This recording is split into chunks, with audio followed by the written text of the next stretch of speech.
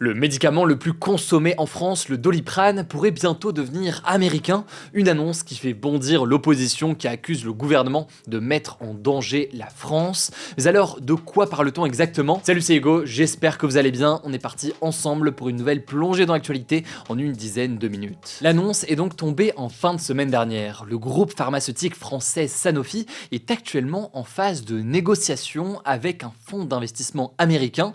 Il s'appelle Clayton, Dubilier Rice pour lui céder 50% d'une filiale. Cette filiale, elle s'appelle Opella, c'est la filiale derrière un paracétamol. Le paracétamol est le médicament le plus consommé en France. Il s'agit du Doliprane. Alors l'objectif de cette cession potentielle, en échange de plus de 15 milliards d'euros, serait de faire d'Opella un champion dans le secteur de la santé grand public, selon Sanofi, qui continuerait donc à détenir 50% de l'entreprise et qui bénéficierait donc d'une partie des revenus générés par Opella. Mais cette annonce, on va le voir, elle inquiète les syndicats et une grande partie de la classe politique française. D'ailleurs, ce lundi, le site de production du Doliprane, qui est situé à Lisieux dans le Calvados, s'est mis en grève. Et c'est dans ce contexte que le ministre de l'économie Antoine Armand et celui de l'industrie Marc Ferracci se sont rendus sur le site ce lundi. Mais alors, pourquoi est-ce que cette potentielle cession du Doliprane et de la filiale qui le produit à des Américains inquiète autant? Eh bien, il y a plusieurs raisons. L'une des premières craintes, c'est le risque de perte d'emploi, alors que Opella emploie actuellement 1700 salariés en France. Face à cette crainte, le gouvernement français assure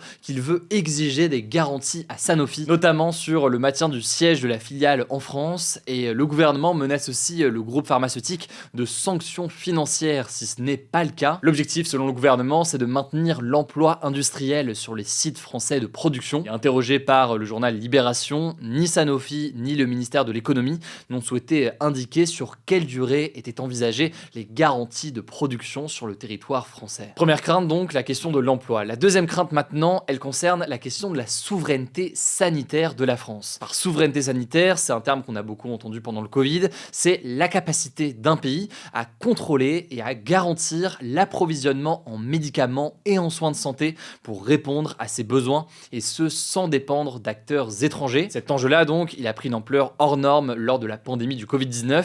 À ce moment-là, Emmanuel Macron et le gouvernement avaient été fortement critiqués pour leur gestion de cette souveraineté sanitaire. Vous vous souvenez peut-être de la question des masques à l'époque, au tout début de la période du Covid. Et donc, en mars 2020, Emmanuel Macron avait déclaré, je cite, « Déléguer notre protection, notre capacité à soigner à d'autres est une folie. Nous devons en reprendre le contrôle. » Des mots que l'opposition pointe du doigt aujourd'hui pour accuser Emmanuel Macron d'un échec sur ce sujet. Par ailleurs, beaucoup plus récemment, en juin 2023, on peut tout de même noter que le gouvernement s'était engagé à relocaliser la production de 450 médicaments jugés essentiels pour réduire donc la dépendance aux importations. Parmi eux, eh bien, le paracétamol, qui est donc la molécule du Doliprane. Ici, la cession potentielle de cette filiale donc de Sanofi pose forcément question. Alors, on va voir les réactions politiques de l'opposition, mais face à cette inquiétude, certains nuancent la situation. Par exemple, pour le député LR et médecin Philippe Juvin, il n'y a pas de lien entre l'existence de cette usine en France et une potentielle pénurie de Doliprane. La raison selon lui, c'est que le principe actif du médicament, donc la substance responsable de son effet thérapeutique, elle n'est pas fabriquée en France aujourd'hui, mais elle est justement produite en Asie. En réalité, l'usine en France, elle est spécialisée dans l'assemblage final du médicament, ce qui est quand même évidemment extrêmement important. Mais autrement dit, avant même de parler de cession potentielle d'une filiale aux États-Unis, il y a cet enjeu donc de relocalisation de cette production. Alors je le disais, le gouvernement s'engage à ce que le Doliprane continue à être produit en France. Selon le gouvernement, si ces engagements ne sont pas pris, il y aurait une possibilité de bloquer cette vente au fonds d'investissement américain. Même son de cloche du côté d'Emmanuel Macron qui a assuré ce lundi que le gouvernement peut garantir que la France est protégée. Cependant, il y a une colère donc qui gronde et de nombreux députés et sénateurs de différents bords politiques appellent le gouvernement à bloquer tout simplement cette cession dès maintenant. Par exemple, le président du Rassemblement national, Jordan Bardella, a déclaré « La vente à la découpe de la France se poursuit », tandis que le secrétaire général du Parti communiste français, Fabien Roussel, estime que cette potentielle cession est une honte et un symbole de notre perte de souveraineté. Mais alors, est-ce que le gouvernement a le pouvoir aujourd'hui de bloquer cette vente à un fonds américain? Eh bien, dans une tribune parue ce dimanche dans le journal La Tribune Dimanche, les parlementaires du Parti socialiste ont demandé au gouvernement d'utiliser un décret, le décret Montebourg, pour empêcher cette vente. Alors ce décret, qu'est-ce que c'est? Il a été mis en place en 2014, il vise à protéger protéger en fait certains secteurs stratégiques de l'économie française et notamment celui de la santé en permettant à l'État d'intervenir dans des acquisitions d'entreprises étrangères.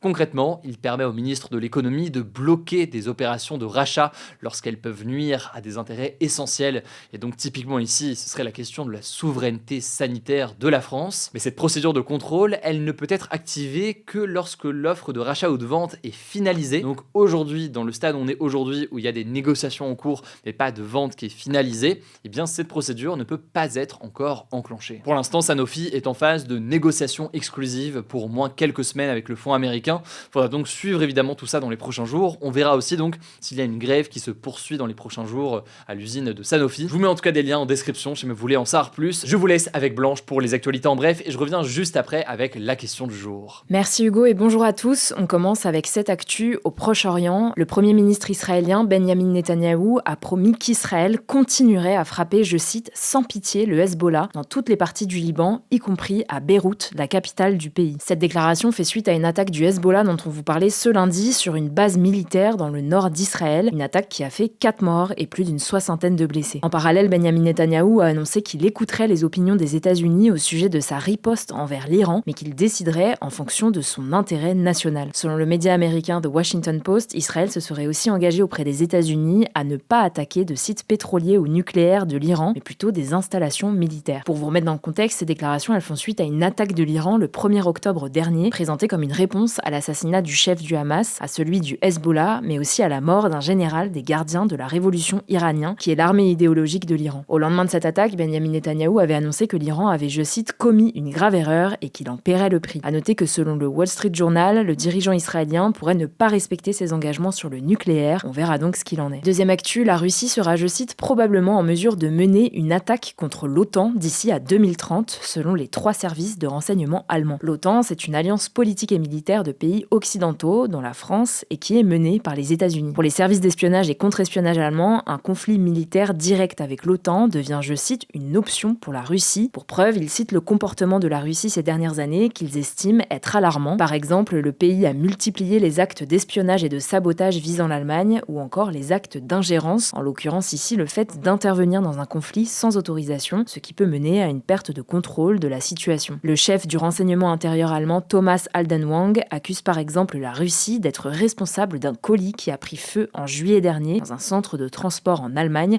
peu avant son transport en avion. Le colis aurait pu donc exploser en vol et causer un crash sur le territoire allemand. Je vous mets des liens en description si vous voulez en savoir plus. Troisième actu, la Corée du Nord a détruit ce mardi plusieurs routes reliant le pays à la Corée du Sud sans faire de victimes. Ces routes servaient autrefois à faire des échanges entre les deux Corées. Alors dans les faits, la frontière entre les deux Corées est totalement fermée et ces routes n'étaient plus vraiment utilisées. Elles gardent malgré tout un côté symbolique. Le 9 octobre, la Corée du Nord avait annoncé vouloir les couper définitivement pour construire des structures de défense. Et donc en réponse à ces destructions, la Corée du Sud a effectué des tirs ce mardi sur son propre territoire, selon l'état-major interarmé du pays qui ne donne pas plus de précision. En tout cas, la Chine s'est exprimée, indiquant que le fait d'éviter une nouvelle escalade entre les deux pays était, je cite, une priorité absolue. On note en effet ces derniers mois une augmentation des tensions entre la Corée du Nord et la Corée du Sud, avec par exemple l'envoi régulier de ballons remplis de déchets vers la Corée du Sud par la Corée du Nord depuis mai. Quatrième actu, en Martinique, un département d'outre-mer français, le couvre-feu de 21h à 5h du matin a été prolongé jusqu'au lundi 21 octobre. Mis en place le 10 octobre par la préfecture, c'est en fait une réponse aux violences urbaines liées aux mobilisations contre la vie chère qui durent en Martinique depuis plusieurs semaines. Il faut savoir que dans ce département, les prix des produits alimentaires sont en moyenne 40% plus chers que dans l'Hexagone, selon des chiffres de l'INSEE datant de 2022. La Martinique a aussi prolongé l'interdiction de se procurer du carburant, des produits inflammables ou explosifs et des artifices. Si vous voulez plus d'infos sur la situation, je vous renvoie à notre vidéo de vendredi sur le sujet. Cinquième actu, en Afghanistan, un pays situé en Asie centrale, le gouvernement taliban interdit depuis ce lundi la diffusion dans les médias d'images d'êtres vivants. Dans les êtres vivants, on compte donc les humains de tout genre, mais aussi les animaux. Concrètement, il est donc désormais interdit de diffuser dans les médias des photos ou des vidéos qui en montrent. Cette loi, elle va s'appliquer à tout le pays et sera mise en place petit à petit dans les semaines qui viennent. Pour les talibans, qui font partie d'un mouvement islamiste fondamentaliste, la représentation d'êtres humains est contraire à la loi islamique qu'ils suivent pour diriger le pays. Dans les faits, tous les experts de l'islam ne sont pas du même avis sur le droit ou non à représenter des êtres vivants et sur les conditions de cette représentation. Selon la Bibliothèque nationale de France, les arts de l'islam comptent d'ailleurs de nombreuses œuvres représentant des humains. En tout cas, cette interdiction marque un tournant pour les libertés dans le pays et en particulier pour la liberté de la presse,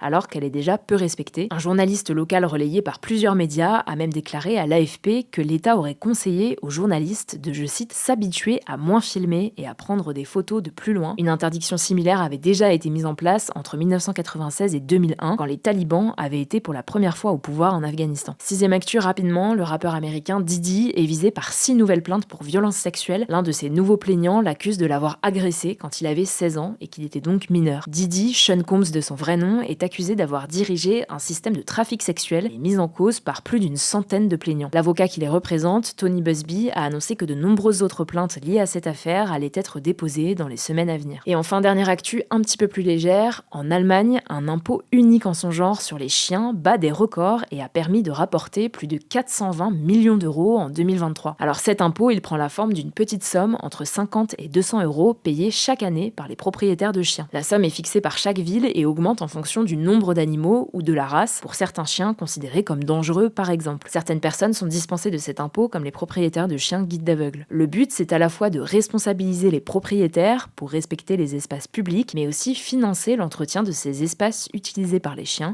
comme les parcs ou les aires de jeu. Merci beaucoup Blanche. Alors la question du jour, c'est la suivante, une question importante au sujet de la crise des agriculteurs de l'hiver dernier.